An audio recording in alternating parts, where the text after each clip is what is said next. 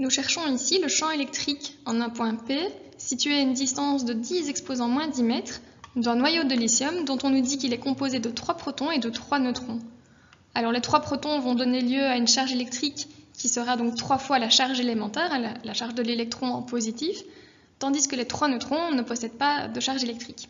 Nous avons donc ces données avec donc grand Q, la charge qui crée le champ électrique, qui est 3 fois la charge élémentaire, donc 4,8, 10 exposant moins 19 coulombs. Pour calculer le champ électrique, on a donc cette formule dans laquelle nous avons toutes les données, donc nous remplaçons et nous trouvons un champ électrique de 4,32, 10 exposant 11 newtons par coulomb. On nous demande l'orientation de ce champ électrique, et pour cela, donc, il faut remarquer que le noyau de lithium il est chargé positivement, de sorte qu'il va créer un champ électrique dirigé vers l'extérieur du noyau. Donc ici, j'ai représenté le noyau et j'ai dessiné le champ électrique en ce point, que je suis en train de montrer avec le laser. Maintenant, on aurait pu dessiner le champ électrique en un autre point. Dans tous les cas, il va toujours pointer vers l'extérieur du noyau.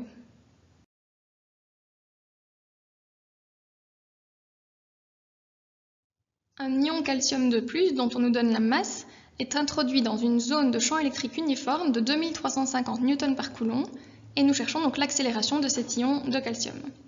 Donc en termes de données, nous avons ces 3 données.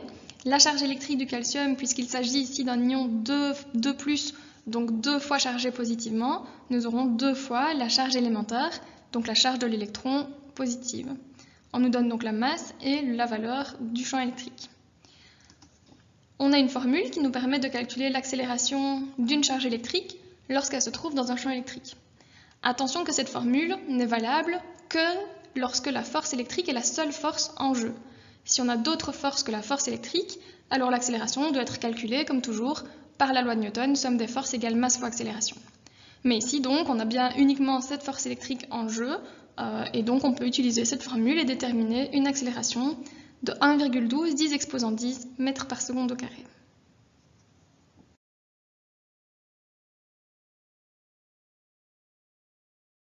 Un noyau d'hélium, dont on nous dit qu'il est composé de 2 protons et de 2 neutrons, et dont on nous donne également la masse, est introduit au repos dans un champ électrique uniforme de 1500 newtons par coulomb.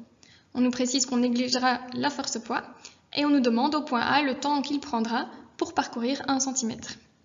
Nous avons donc toutes ces données avec, pour commencer, la charge électrique du noyau d'hélium, et donc ce noyau d'hélium, on nous précise bien qu'il est composé de 2 protons, donc on aura 2 fois la charge élémentaire, et de 2 neutrons qui ne sont pas chargés électriquement. Donc ici, 2 fois la charge élémentaire, donc 3,2, 10 exposant moins 19 coulombs. La masse qu'on nous donne, le champ électrique dont on nous donne la valeur également, et puis on nous dit donc qu'il est introduit au repos. Donc là, on va nous préciser en fait que la vitesse initiale du noyau d'hélium est nulle, et puis au point A, on cherche le temps pour parcourir une distance de 1 cm, donc on aura dans nos équations de MRUA le xt qui vaut 0,01 m. Parce qu'en effet, le noyau d'hélium va effectuer ici un MRUA. En effet, il est introduit au repos dans un champ électrique. Il va subir la force électrique qui va l'accélérer. Cette accélération, on peut la calculer par la formule Q fois E sur M. Et pour rappel, cette formule est valable lorsque uniquement la force électrique est en jeu. Si d'autres forces interviennent, une force poids, une force de tension, etc., alors l'accélération doit être déterminée par la loi de Newton, somme des forces égale masse fois accélération. Donc ici, on a toutes les informations pour la calculer, cette accélération, et elle vaut 7,186, 10 exposant 10 mètres par seconde au carré. Nous pouvons à présent écrire les 2 équations du MRUA, dans lesquelles nous allons pouvoir remplacer donc la distance parcourue qui est de 1 cm, la vitesse initiale qui est nulle, et cette accélération que nous venons de trouver. Donc cela nous donne ces 2 équations, et pour rappel, nous cherchons au point A le temps que va prendre le noyau pour parcourir ces 1 cm, et au point 2, la vitesse qu'il aura acquise. On remarque que dans l'équation 1, la seule inconnue est le temps, donc on va utiliser cette première équation afin d'isoler le temps de parcours. Donc je ne réécris pas les 2 premiers termes qui sont tous les 2 nuls. J'isole t au carré, donc on va diviser dans le membre de gauche par tout ce facteur, et ensuite donc on va prendre plus ou moins la racine carrée de ce membre de droite. Alors ici on va choisir la solution positive, puisqu'on travaille avec un temps qui est une grandeur positive. Et il ne reste plus qu'à calculer cette racine carrée, ce qui donne 5,2755, 10 exposant moins 7 secondes. On peut transformer en nanosecondes en multipliant par 10 exposant 9, puisque pour rappel, nano est un préfixe qui signifie 10 exposant moins 9, ce qui nous donne 527,57 nanosecondes. On peut alors remplacer ce temps que l'on vient de trouver dans l'équation numéro 2 afin de calculer la vitesse acquise par le noyau. Donc il suffit de tout remplacer, de calculer à la calculette, et on trouve donc 3,79 10 exposant 4 mètres par seconde.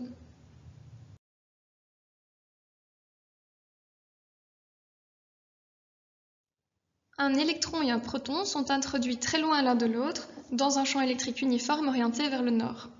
Alors si on nous précise que l'électron et le proton sont introduits très loin l'un de l'autre, c'est simplement pour nous spécifier qu'ils ne vont pas interagir entre eux, donc il n'y aura pas de force attractive entre l'électron et le proton. Par contre, ils vont chacun des deux subir une force électrique de par leur présence dans un champ électrique. Alors donc ici on aura en fait toutes ces données, donc la charge électrique de l'électron que l'on connaît, qui est moins la charge élémentaire, la charge du proton qui est la charge élémentaire en positif, et les deux masses qu'on nous précise en fait dans l'énoncé au point B. Au point A, on nous demande dans quel sens vont se déplacer les particules, et pour répondre à cette question, il faut se souvenir que les charges positives subissent une force qui est orientée dans le même sens que le champ électrique. Donc ici, le proton va être accéléré, donc va se déplacer vers le nord. En ce qui concerne l'électron, il a une charge qui est négative, et dans ce cas, la force électrique elle est opposée au champ électrique. Donc l'électron, pour sa part, va se déplacer vers le sud. Au point B, on nous demande de calculer le rapport de l'accélération de l'électron à l'accélération du proton. Alors donc on va pouvoir calculer l'accélération de chacun, enfin pas vraiment le calculer, mais en tout cas on va pouvoir écrire leur équation. Donc l'accélération de l'électron, puisqu'il est dans un champ électrique et que c'est la seule force qui agit sur lui, est donnée donc par la formule Q fois E divisé par sa masse. On connaît sa charge et on connaît sa masse, mais on ne connaît pas le champ électrique dans lequel il est plongé. Mais donc on peut quand même écrire 1,6 10-19 fois ce champ électrique divisé donc par la masse de l'électron. Et puis on peut calculer à la calculette combien ce facteur vaut, et il vaut 1,756 10 exposant 11. Donc l'accélération de l'électron, elle vaut ce facteur fois l'intensité du champ électrique. En ce qui concerne le proton, on a évidemment la même formule, et on va remplacer ici la charge du proton par 1,6 10-19 et sa masse par 1,67 10 exposant moins 27. Exactement comme on l'a fait pour l'électron, on va pouvoir remplacer ici ce facteur par donc 9,581 10 exposant 7, donc simplement en le calculant à la calculatrice. Donc en fait, on ne peut ni connaître l'accélération de l'électron, ni celle du proton, parce qu'on ne connaît pas l'intensité du champ électrique. Par contre, on peut tout de même, et c'est ça qu'on nous demande dans l'exercice, calculer le rapport des deux, puisqu'en fait, quand on va écrire donc l'accélération de l'électron divisée par l'accélération du proton, on va avoir les deux champs électriques qui se simplifient. Donc ce qui est important ici, c'est que les deux particules se trouvent dans le même champ électrique, et donc on trouve une réponse de 1832,79.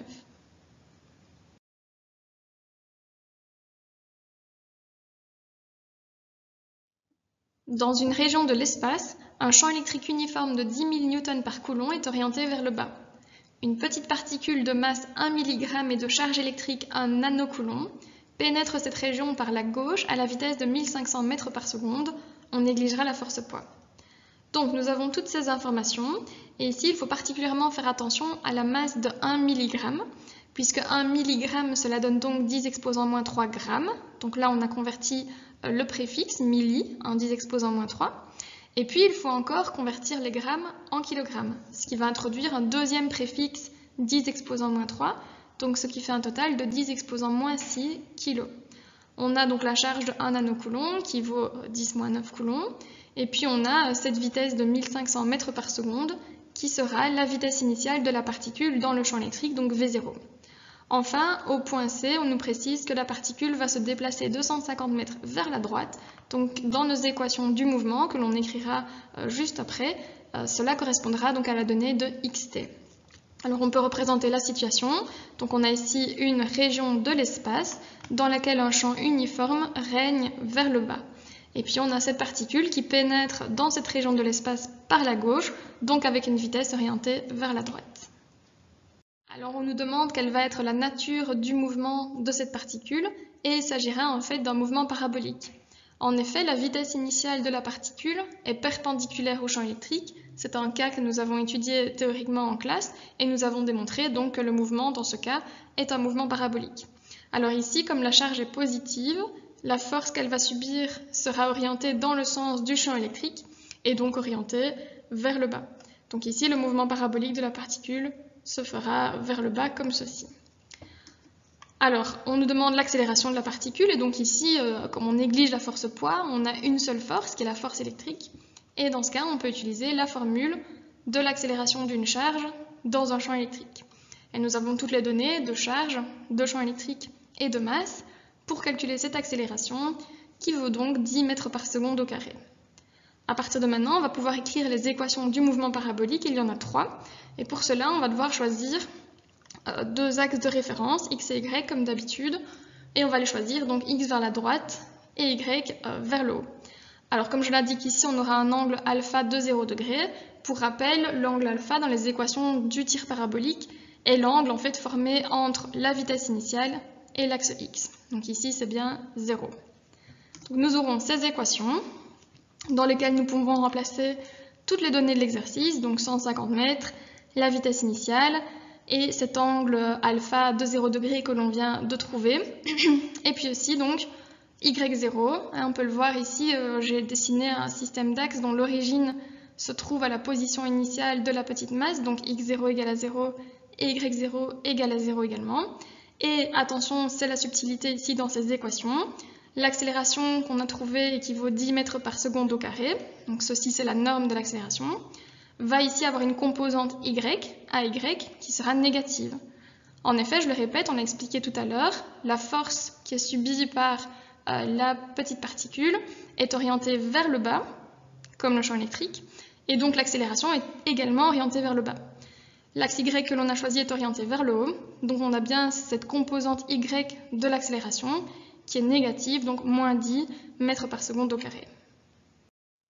Dans ces trois équations du mouvement parabolique que nous avons trouvées, on peut observer que la première des équations ne comporte qu'une seule inconnue, qui est le temps. Donc on va pouvoir utiliser cette première inconnue afin de l'isoler, ce temps. Et pour rappel, cosinus de 0 degré, cela fait 1.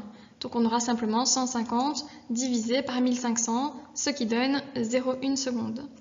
Une fois que l'on a calculé ce temps, on peut le remplacer dans l'équation numéro 2 afin de déterminer la distance verticale qu'aura parcouru la particule.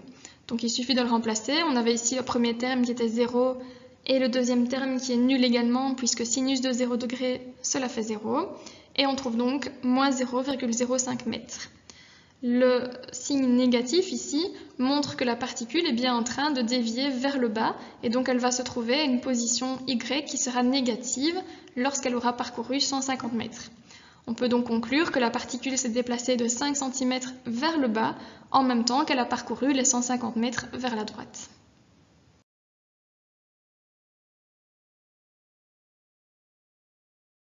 Trois charges électriques ponctuelles de 1 microcoulomb occupent 3 des 4 sommets d'un rectangle de 3 cm de longueur et de 2 cm de largeur. Calculez le champ électrique total régnant au niveau du sommet libre de charge. Donc en ce qui concerne les données, on a tout d'abord cette donnée, donc les trois charges électriques qui valent toutes 10 exposant moins 6 coulombs, puisque pour rappel, le préfixe micro signifie 10 exposant moins 6.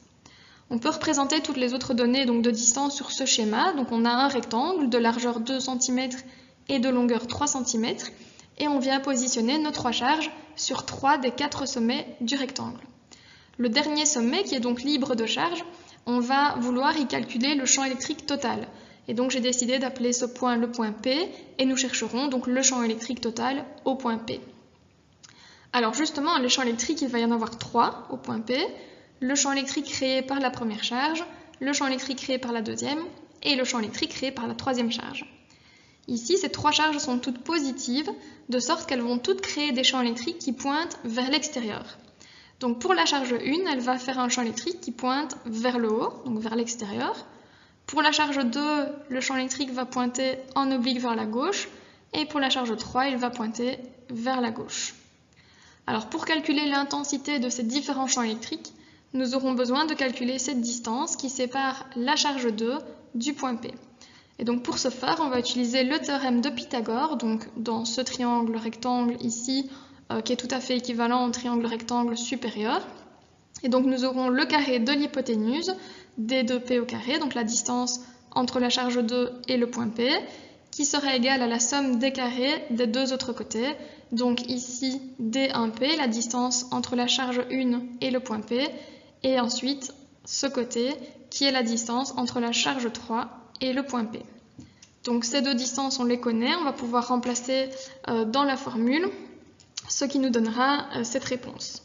Alors ici, lorsqu'on a pris la racine carrée du membre de droite, on avait donc toujours deux solutions possibles, l'une positive et l'autre négative, et on choisit la solution positive puisqu'on calcule ici une distance. Voilà, nous avons tout ce qu'il faut pour calculer l'intensité de ces trois champs électriques, donc E1, E2, E3. Tout d'abord E1, on aura donc la formule K, la constante de Coulomb, fois la charge 1 divisée par la distance qui sépare cette charge du point P où l'on calcule le champ électrique au carré. On remplace, ce qui nous donne 2,25 10 exposant 7 Newton par Coulomb. On fait exactement la même chose pour le champ électrique créé par la charge 2, mais on utilise ici la distance entre la charge 2 et le point P. On trouve donc 6,923 10 exposant 6 Newton par Coulomb, et on fait encore exactement la même chose pour la charge 3, avec donc cette fois-ci la distance qui sépare la charge 3 du point P, ce qui nous donne 10 exposant 7 Newton par Coulomb. Voilà, il nous reste une dernière chose à calculer avant de pouvoir réaliser l'addition vectorielle de ces trois champs électriques. Et ce qui reste à calculer, en fait, c'est cet angle alpha qui nous permettra de décomposer le champ électrique E2. Alors cet angle alpha que je viens de faire apparaître ici est en fait le même angle que celui-ci puisqu'ils sont opposés par le sommet. Et donc on va pouvoir le calculer par trigonométrie dans ce triangle rectangle. Nous aurons donc que la tangente alpha est égale à la longueur du côté opposé, 3 cm, divisé par la longueur du côté adjacent, donc qui est ce côté du rectangle et qui est évidemment le même que celui-ci, donc divisé par 2 cm.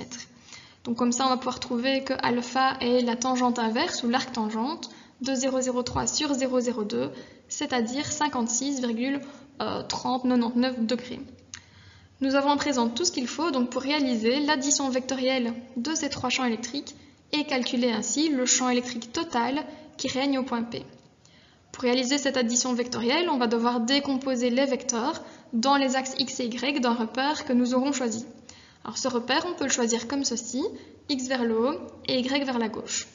Nous aurons donc tout d'abord pour E1 un vecteur qui est parallèle à l'axe x et de même sens que l'axe x, donc E1, 0. Ensuite pour E2, nous avons un vecteur qui est oblique, donc ni parallèle à l'axe x, ni parallèle à l'axe y. Donc à l'aide des lois de la trigonométrie, on va trouver E2 fois cosinus d'un angle à déterminer, E2 fois sinus de ce même angle. Et pour rappel, l'angle qu'on va indiquer ici dans ces formules de trigonométrie est l'angle orienté entre l'axe x et le vecteur que l'on décompose. Et donc c'est en fait l'angle alpha que j'ai dessiné ici et que nous venons juste de calculer. À noter que cet angle est bien compté dans le sens trigonométrique et donc il sera bien positif lorsque nous allons l'utiliser juste ici après. Il nous reste à décomposer le vecteur E3 qui est donc parallèle à l'axe Y et de même sens que l'axe Y, donc 0, E3. On peut remplacer maintenant toutes les informations, donc tous les champs que nous connaissons, en tout cas toutes leurs valeurs, et l'angle alpha que nous venions de calculer. Et puis on peut additionner toutes les composantes x et toutes les composantes y de ces trois vecteurs pour trouver donc ce vecteur total, ce vecteur résultant EP. Alors maintenant il nous reste à utiliser la formule de la norme d'un vecteur. Donc on a ici la composante x du vecteur EP et on a ici la composante y du vecteur EP. Donc on peut les remplacer ici dans la formule et trouver une réponse de 3,07 10 exposant 7 Newton par Coulomb.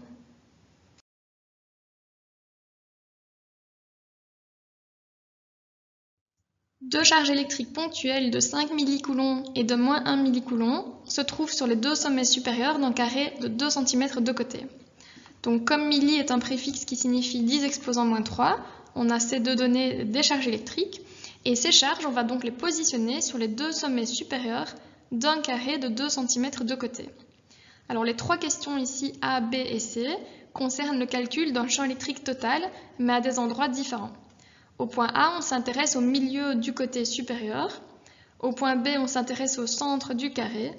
Et au point C, on s'intéresse au niveau du sommet inférieur situé sous la charge négative.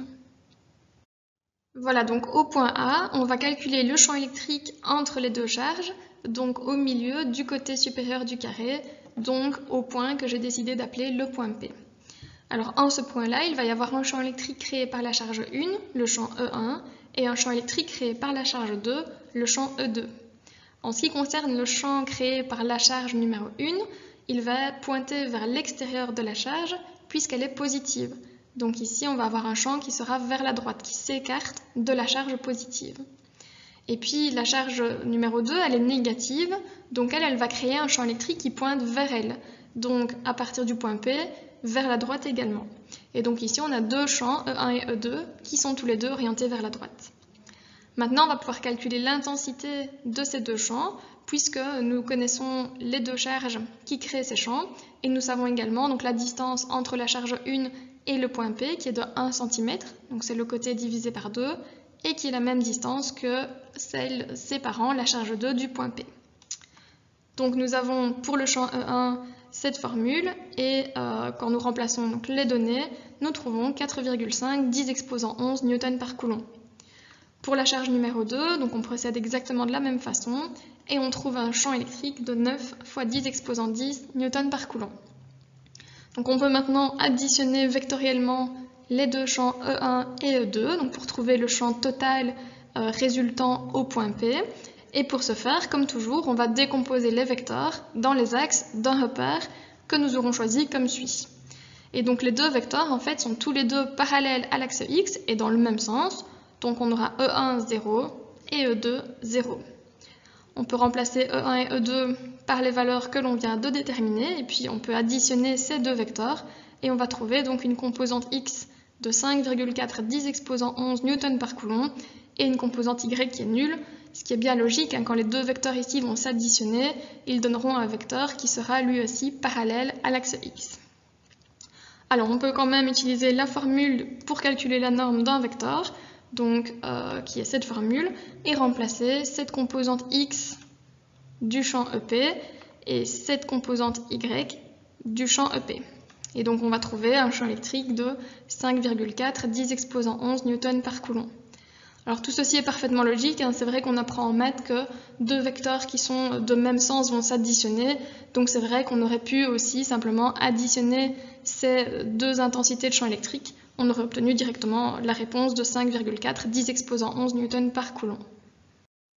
Au point B, on va chercher le champ électrique total qui règne au centre du carré, donc au point Q ici, et on va également avoir donc deux champs électriques, l'un qui est créé par la charge 1 et l'autre qui est créé par la charge 2. Alors la charge 1, elle est positive, donc elle crée un champ électrique qui doit pointer vers l'extérieur, donc vers le sommet inférieur droit.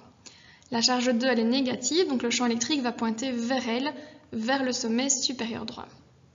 Alors pour calculer l'intensité de ces deux champs électriques, il va nous manquer une information, donc on va calculer maintenant, et cette information, c'est la distance entre la charge 1 et le point Q, et la distance entre la charge 2 et le point Q. Et ces deux distances, elles sont égales puisque ce sont des demi-diagonales du carré. Alors pour les calculer, ces distances, en fait, on va créer un triangle rectangle ici, donc qui va avoir comme côté de 1 cm, puisque c'est la moitié des côtés du carré. Et donc on va pouvoir appliquer Pythagore, donc le carré de l'hypoténuse, qui est la distance que l'on cherche, est égal donc à 1 cm au carré, plus 1 cm au carré, ces données étant converties en mètres. Et donc on va trouver plus ou moins la racine carrée de 0,0002 et on va comme souvent choisir ici la solution positive puisqu'on calcule une distance qui est toujours positive.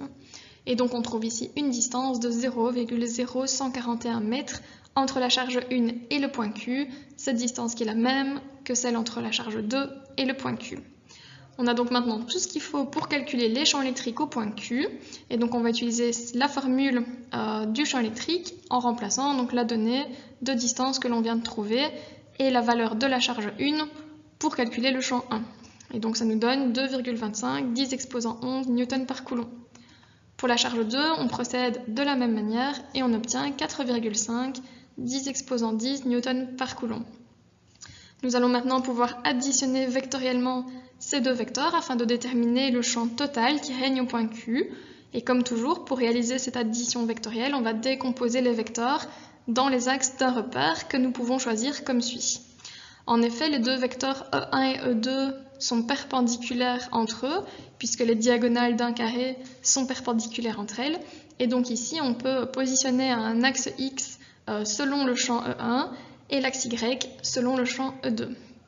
Et donc nous aurons pour E1 qu'il est parallèle à X et de même sens, donc E1, 0, tandis que E2 est parallèle à l'axe Y et de même sens, donc 0, E2. On remplace les deux valeurs que l'on vient de calculer, et puis on additionne donc ces deux vecteurs, donc 2,25 10 exposant 11 plus 0, ce qui donne 2,25 10 exposant 11, et même chose donc pour les composantes Y. Et donc ce que nous venons de trouver ici, ce sont les deux composantes X et Y du champ EQ que l'on cherche. Pour déterminer l'intensité de ce champ, maintenant que l'on connaît ses composantes, il ne reste plus qu'à utiliser la formule mathématique de la norme d'un vecteur, remplacer les composantes que l'on vient de trouver, et on a donc la solution de 2,29 10 exposant 11 Newton par coulomb. Enfin, au point C de l'exercice, on va calculer le champ électrique total au sommet situé sous la charge négative, donc au point R. Comme précédemment, on va avoir deux champs électriques, l'un créé par la charge 1, l'autre créé par la charge 2.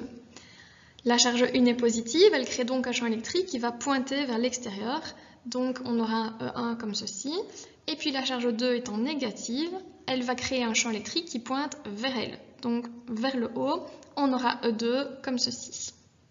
Pour calculer l'intensité de ces deux champs électriques, il nous manque une information qui va être la distance séparant la charge 1 du point R, donc la distance D1R. Pour la calculer, on va utiliser ce triangle rectangle dans lequel nous allons réaliser Pythagore. Et donc la longueur de l'hypoténuse au carré est égale à la somme des carrés des deux autres côtés, qui sont donc les deux côtés du carré, équivalent 2 cm, donc 0,02 m. Et donc on va trouver 0,0008 et on va maintenant prendre la racine carrée de cette valeur pour trouver la réponse, donc D1R que l'on cherche. Alors on a comme toujours deux solutions possibles, l'une positive, l'autre négative, et on choisit la positive puisque une distance est une grandeur positive, ce qui nous donne donc une diagonale ici, D1R, de 0,0283 m. On peut à présent calculer les deux champs électriques au point R.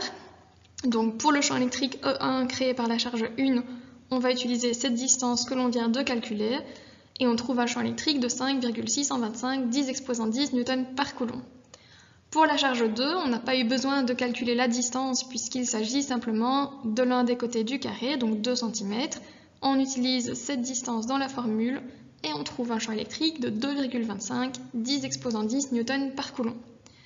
Il ne reste plus qu'à additionner vectoriellement ces deux champs électriques pour trouver le champ électrique total au point R. Comme toujours, on va maintenant décomposer ces deux vecteurs, E1 et E2, dans les axes d'un repère que nous pouvons choisir comme ceci, donc X vers la droite et Y vers le haut. En ce qui concerne le vecteur E1, il est donc oblique, ni parallèle à l'axe X, ni parallèle à l'axe Y, et donc nous allons utiliser les formules de trigonométrie, E1 fois cosinus d'un angle à déterminer, E1 fois sinus de ce même angle. Et cet angle qui apparaît ici dans les formules de trigonométrie est, pour rappel, l'angle orienté entre l'axe X et le vecteur que l'on décompose. Donc ici, on a l'axe X et le vecteur que l'on décompose, qui est le vecteur E1. Et donc l'angle que l'on cherche est cet angle qui sera compté négativement puisqu'il est dans le sens antitrigonométrique. Et cet angle, on sait qu'il vaut 45 degrés, puisqu'il s'agit en fait du même angle que l'angle formé entre la diagonale d'un carré et l'un de ses côtés, et donc ceci, c'est un angle de 45 degrés. Et donc on aura moins 45 degrés dans nos deux formules ici de décomposition du vecteur E1. En ce qui concerne le vecteur E2, c'est un petit peu plus facile, puisqu'il est parallèle à l'axe Y et de même sens, donc 0, E2 pour ses composantes. On remplace les valeurs que nous avons trouvées pour ces champs électriques, et puis il ne reste plus qu'à additionner les composantes X et les composantes Y, ce qui donne ces deux valeurs. Donc ici, ce qu'on vient de trouver, ce sont les composantes X et Y du champ ER que l'on est en train de chercher. Pour calculer l'intensité de ce champ, il reste donc comme toujours à utiliser la formule de la norme d'un vecteur et à remplacer les deux composantes que l'on vient de trouver, ce qui donne 4,34 10 exposant 10 newtons par coulomb.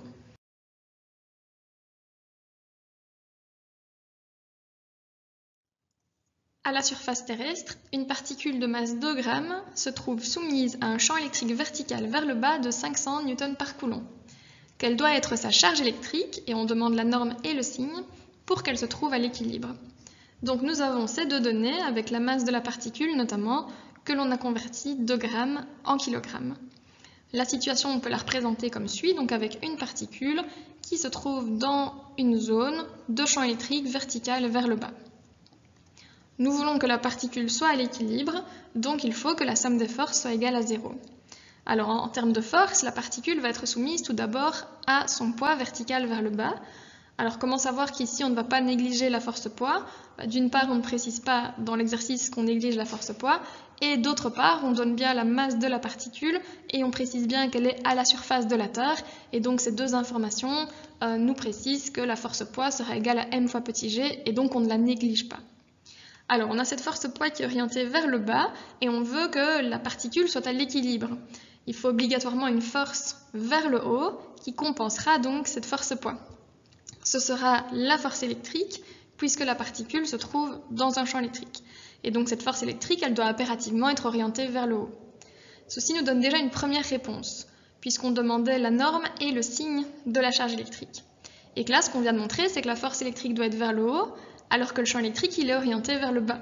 Et donc cela montre que notre charge électrique elle est de signe négatif. Donc le moins qui est ici, on l'explique vraiment juste par le fait qu'il faut impérativement une force électrique vers le haut avec un champ électrique vers le bas.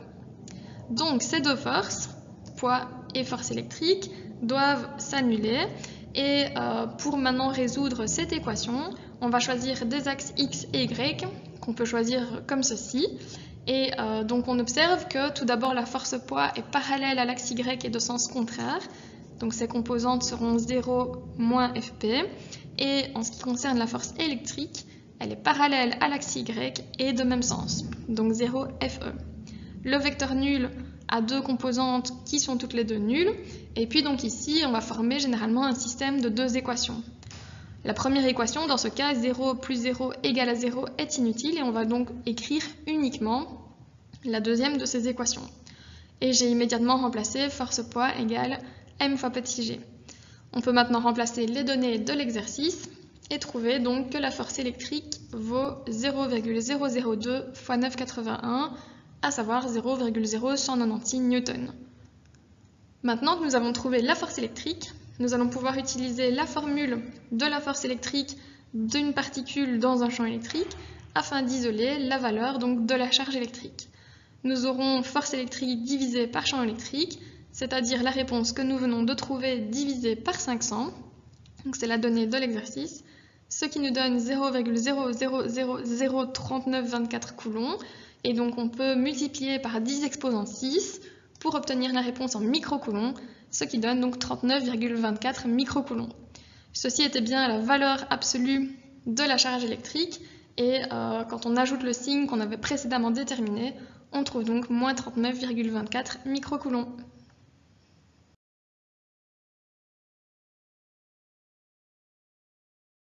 Une boule de liège chargée électriquement et de masse 1 g est suspendue à une corde de masse négligeable. En présence d'un champ électrique horizontal de 4 fois 10 exposant 5 newtons par coulomb, la boule se maintient en équilibre lorsque la corde forme un angle de 30 degrés avec la verticale. Donc nous avons ces deux données, et notamment la masse de 1 g qui est convertie en kilogrammes, et nous pouvons représenter la situation comme ceci. Donc le champ électrique, on nous précise qu'il est horizontal, on ne dit pas s'il est vers la gauche ou vers la droite. Donc moi, pour faire mon schéma ici, j'ai décidé de le dessiner vers la gauche.